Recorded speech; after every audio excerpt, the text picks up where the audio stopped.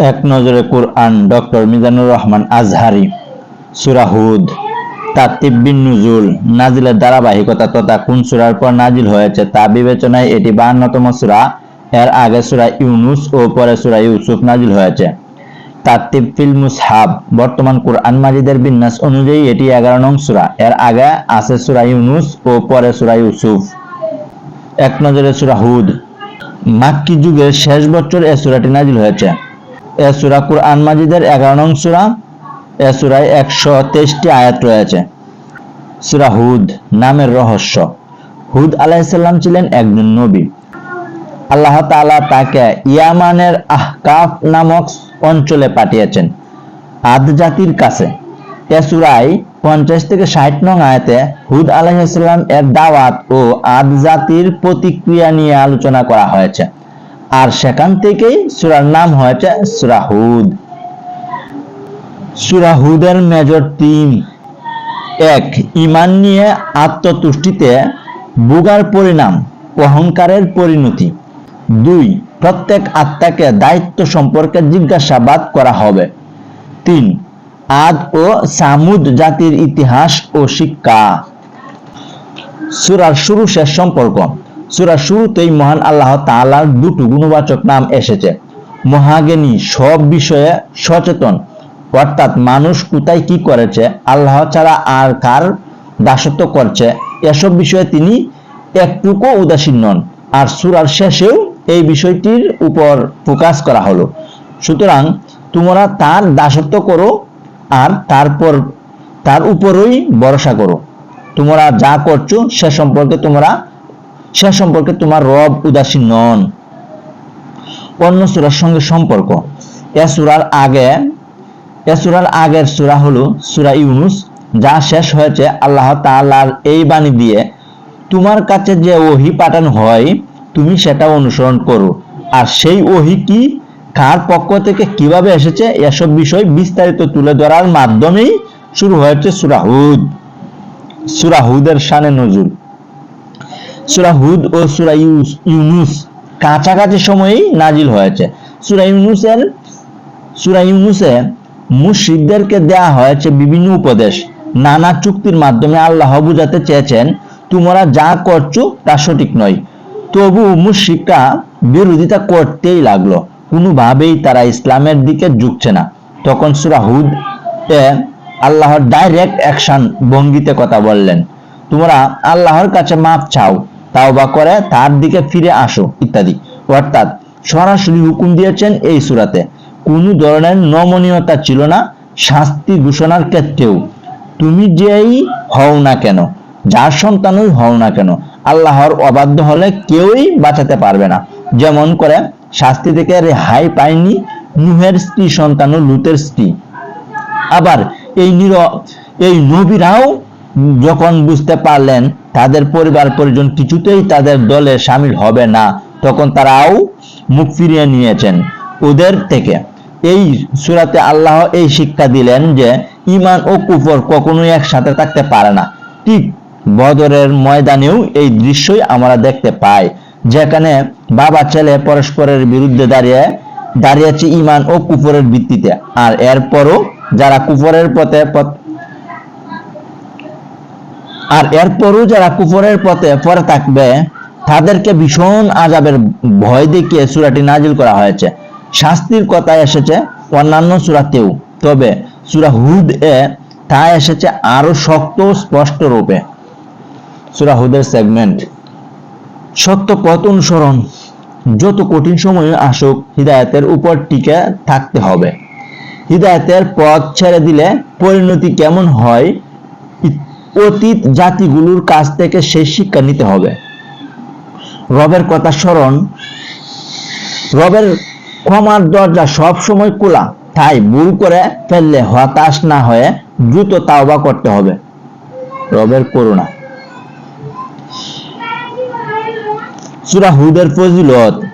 আবু বকর রাদিয়াল্লাহু আনহু একবার আল্লাহর রাসূলকে বললেন, আল্লাহর রাসূল, আপনার তো চুল পেকে গিয়েছে। রাসূল সাল্লাল্লাহু আলাইহি ওয়াসাল্লাম জবাবে বললেন, হুদ, ওয়াকিয়া, মুরসালাত, নাবা ও তাকবীর এই সূরাগুলো আমার চুল পাকিয়ে দিয়েছে। সূরা হুদের কজ এন্ড ইফেক্ট। আল্লাহর পক্ষ থেকে অনুগ্রহ আসে, আবার তার পক্ষ থেকে কখনো তা উঠিয়ে নেওয়া হয়। তাই উত্তম অবস্থাতেই বান্দার উচিত আল্লাহর শুকরিয়া আদায় করা ও বিপদে ধৈর্য ধারণ করা। সূরা হুদের গতিপথ। 1. ঈমান আনার আহ্বান। ঈমান আনতে হবে এক আল্লাহর উপর, তার সাথে কাউকে শরীক করা যাবে না। মানতে হবে তার কুরআন ও রাসূলকেও। 2. কয়েকজন নবী ও তাদের জাতির ঘটনা প্রবাহ। বেশ কজন নবীর ঘটনা তুলে ধরা হয়েছে। তাদের জাতির লোকেরা কিভাবে তাদেরকে প্রত্যাখ্যান করেছে তুলে ধরা হয়েছে সেই ইতিহাসও। 3. বাধা ও পরীক্ষার মুখে তাদের অবিচলতা। তবে নবীরা সকল বাধার দেয়াল ডিঙ্গিয়েছেন, সকল ক্ষেত্রেই তারা আল্লাহর উপর ভরসা রেখেছেন। 4. জবাবদিহিতার কথা স্মরণ করানো। গোটা সূরাতে আল্লাহ বারবার পরকালের প্রসঙ্গ টেনেছেন, মানুষকে মনে করিয়ে দিয়েছেন শেষ বিচারের দিনের কথা, নিজ নিজ কর্মের প্রতিদানের কথা। সূরা হুদের সেন্ট্রাল থিম। নবী জীবনে পরীক্ষা ও সূরা হুদের সেন্ট্রাল থিম নবী জীবনে পরীক্ষা ও মানুষের পরিণতি। সূরা হুদের ওভারভিউ। আয়াত 1 থেকে 11। মুশরিকদের জন্য রাখা আছে ভীষণ শাস্তি আর ঈমানদারদের জন্য আছে বিরাট পুরস্কার। এ দুই দলের পরিণতি এক হবে না। 12 থেকে 24 নম্বর আয়াত। আল্লাহর রাসূল সাল্লাল্লাহু আলাইহি সাল্লামকে সান্ত্বনা দেয়া হয়েছে। এছাড়াও বিশ্বাসী ও অবিশ্বাসীদের অবস্থান বিস্তারিতভাবে তুলে ধরা হয়েছে। 25 থেকে 21 নম্বর আয়াত। নূহ আলাইহিস সালামের জাতি আল্লাহর ডাকে সাড়া দেয়নি, তাদের যত সন্দেহ ছিল তা যুক্তির মাধ্যমে ভেঙে দেওয়া হয়েছে। 32 থেকে 49 নম্বর আয়াত। আল্লাহর আদেশ একটি জাহাজ বানিয়ে ঈমানদারদের নিয়ে তাতে নূহ আলাইহিস সালামে উঠে পড়ার কাহিনী। 50 থেকে 68 নম্বর আয়াত। হুদ ও সালেহ আলাইহিস সালামের সাথে তাদের জাতির লোকদের মধ্যকার ঘটনার বর্ণনা দেওয়া হয়েছে। 69 থেকে 83 নম্বর আয়াত। ইব্রাহিম আলাইহিস সালামের কাছে সুসংবাদ নিয়ে এলো ফেরেশতারা, ওদিকে লূত আলাইহিস সালামের জাতি মজে রইল জঘন্য পাপে। 84 থেকে 101 নম্বর আয়াত। শুআইব আলাইহিস সালাম নিজ জাতিকে আল্লাহর দিকে ডেকেছিলেন, কিন্তু অবাধ্যতায় ওদের উপর নেমে এসেছিল আল্লাহর গজব। 102 থেকে 109 নম্বর আয়াত। নিজেদের কাজকর্মের দারুণ মানুষ দুভাগে ভাগ করা যায়। নিজেদের কাজকর্মে ধরুন মানুষ দুভাগে ভাগ করা হয়। নিজেদের কাজকর্মে দরুন মানুষ দুভাগে ভাগ হয়ে যায়। 1. আল্লাহর অবাধ্য, 2. আল্লাহর অনুগত। 110 থেকে 119 নম্বর আয়াত। ইহুদিদের সীমা লঙ্ঘনের প্রবণতা চিরন্তর, অন্যায় দেখে চুপ থাকলে প্রশ্রয় পেয়ে সে অন্যায় আরো বেড়ে যায়। 120 থেকে 123 নম্বর আয়াত। এ সকল নবীদের ঘটনা বর্ণনা করার উদ্দেশ্য যাতে রাসূলের হৃদয় তরতাজা হয় আর তিনি খুঁজে পান সান্ত্বনা। সূরা হুদের কেস স্টাডি। আদ জাতির ঘটনা নিয়ে আমাদের গভীরভাবে চিন্তা গবেষণা করা উচিত। তারা হুদ আলাইহিস সালামকে বলল, আমাদের কত ক্ষমতা জানেন না? বল শক্তিতে আমরা দুনিয়ার অন্য সব জাতির চেয়ে আলাদা, আমাদেরকে কেন অন্য কারো কথা মতো চলতে হবে? পরিণতিতে আল্লাহ তাআলা তাদেরকে আযাব দিয়ে ধ্বংস করলেন। আমরাও কথায় কথায় উন্নয়ন শব্দটা খুব প্রচারণা করি। দালান কোঠা, ব্রিজ, রাস্তাঘাট, মেগা প্রজেক্ট, এগুলো নিয়ে আমাদের গাল ভরা গুলি ও অহংকারের শেষ নেই। অনেকটা যেন আদ জাতির মতোই, অথচ বাস্তবতা হলো এসব বস্তুগত উন্নতি অধিকাংশই সময়ই মানুষকে অহংকারী বানিয়ে তোলে, ফলে সে আস্তে আস্তে আল্লাহ থেকে দূরে সরে যায়। যেহেতু এসব দুনিয়াবি উন্নতির বদলতে তার প্রয়োজন অনেকটাই মিটিয়ে যায়, অভাব দূর হয়, ফলে সে তার জীবনযাপনে আল্লাহর প্রয়োজনীয়তার কথা বলতে বসে।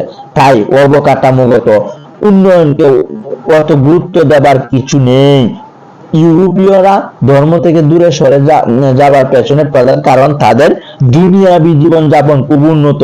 মনে রাখবেন, আল্লাহকে ভুলে গিয়ে ধনী হবার চাইতে আল্লাহ হয়ে গরিব থাকাও দের ভালো। চূড়ান্ত সফলতা ওঠাই। সূরা হুদের রিফ্লেকশনস বা তাদাব্বুর। সূরা হুদ সূরায় নবী নূহ আলাইহিস সালামের ঘটনা খুব বিস্তারিত কলেবরে এসেছে। নূহ আলাইহিস সালাম 950 বছর তার জাতিকে দাওয়াত দিলেন, কিন্তু তারা ঈমান আনলো না। সবচেয়ে দুঃখজনক ব্যাপার, সাড়া না দেয়া লোকদের মাঝে ছিলেন নবীর নিজের ছেলেও। বোঝার কোনো কমতি তিনি করেননি, তবু সেই পুত্র ঈমান আনবে না। শেষকালে প্লাবন যখন একেবারে ঘনিয়ে এলো, নূহ আলাইহিস সালাম শেষবারের মতো ছেলেকে সাবধান করলেন, কিন্তু ছেলে তখনও গু ধরে রইল। ঈমান সে আনলো না, বেঈমান অবস্থায় ডুবে মরল প্লাবনে। এ ঘটনা আমাদের জন্য অনেক বড় শিক্ষা।